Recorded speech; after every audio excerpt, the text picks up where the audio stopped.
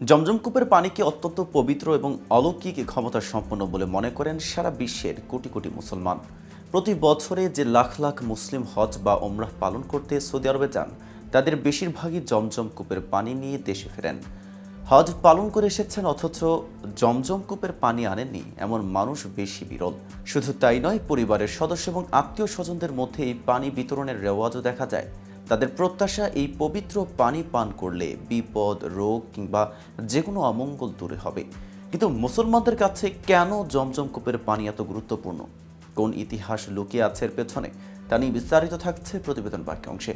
আর KTV news 24 channel থেকে আপনাদের সাথে আছি আমি মেহেদি হাসান।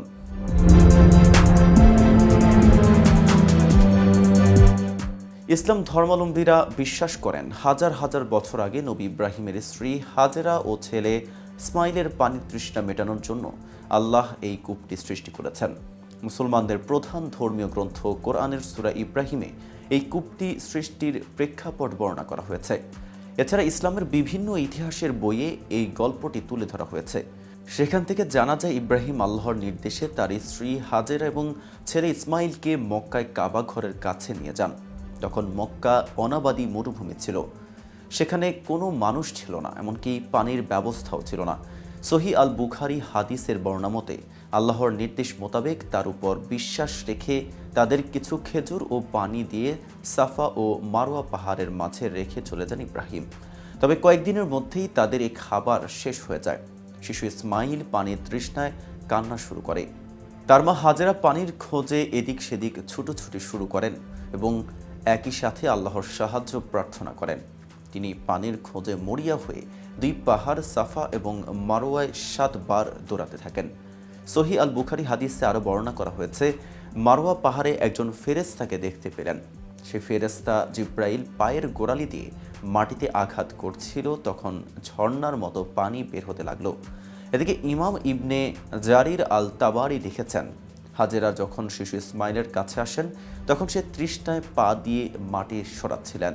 ফেরেশতা জিব্রাইল হাজেরার পরিচয় জানতে চাইলে তিনি নিজেকে ইব্রাহিমের সন্তানের মা বলে পরিচয় দেন।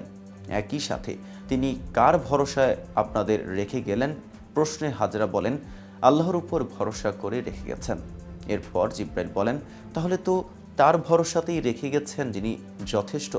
এরপর ইসমাইল মাটিতে পা দিয়ে আঘাত করলে জমজমের পানি প্রবাহিত হয়।